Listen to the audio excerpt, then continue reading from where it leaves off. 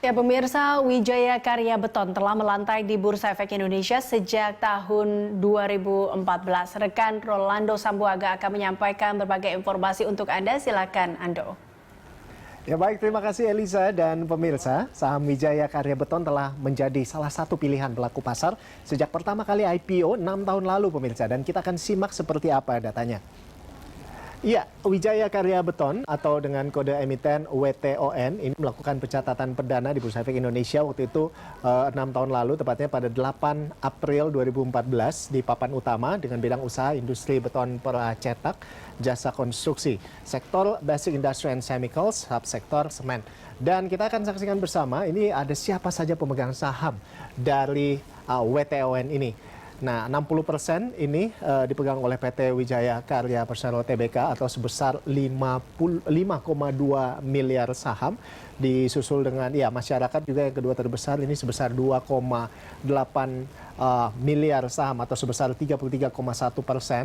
Lalu selanjutnya ada Koperasi Karya Mitra Satya atau KKMS ini sebesar 514 juta saham atau sebesar 5,9%, dan berikutnya ada Yayasan Wijaya Karya atau sebesar 86 juta atau 1%. Dan pemirsa, bersama kita juga akan lihat seperti apa pergerakan nilai saham WTON.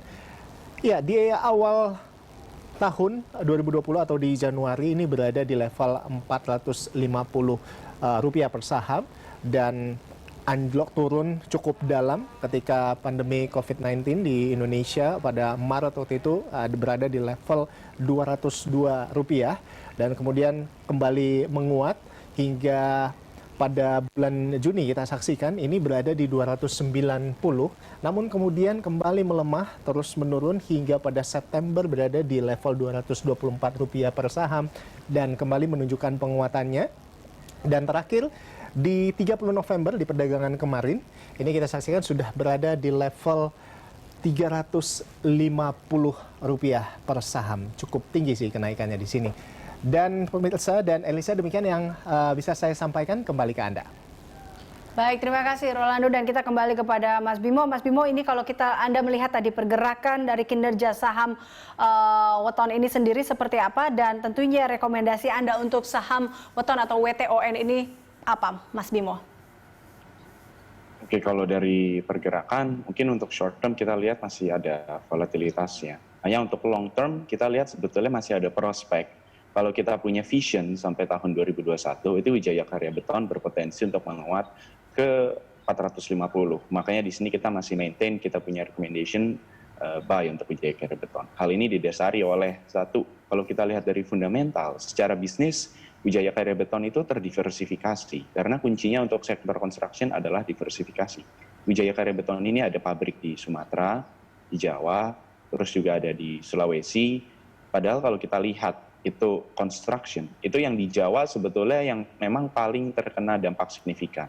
Karena kalau kita lihat dari persebaran COVID-19 sendiri dan berdasarkan status risiko yang dipublikasi di website COVID kita, itu yang wilayah Jawa paling banyak yang beresiko tinggi. Sedangkan itu tidak terjadi di wilayah Sumatera atau Sulawesi. Makanya proyek-proyek yang ada di Sumatera dan di Sulawesi ini cukup baik kinerjanya dan performance-nya. Makanya di sini Wijaya Karya Beton juga kalau kita lihat laporan keuangannya, itu kan terbagi rata antara yang luar Jawa dan yang di dalam Jawa. Dan proyek di luar Jawa ini mostly yang sekarang malah nggak terlalu turun sedalam proyek-proyek yang di dalam Jawa. Makanya kuncinya semuanya kita lihat dari diversifikasi Wijaya Karya Beton. Dan kedua dari neraca Wijaya Karya Beton juga di sini porsi hutangnya ini masih dalam tingkat yang reasonable. Jadi kita lihat marginnya juga masih sedikit terjaga. Terus ketiga juga Wijaya Karya Beton secara project owner tidak terlalu mengandalkan dia punya induk Wijaya Karya, otomatis di sini diversifikasi project owner juga positif. Jadi tiga hal itu yang bisa kita pegang untuk kita nanti punya vision jangka panjang untuk Wijaya Karya Beton. Oke, baik. Terima kasih Mas Bimo telah bergabung bersama kami. Pemirsa, Islah Bimo Prakoso, analis Panin Sekuritas dan Corporate Action akan segera kembali usai News Update.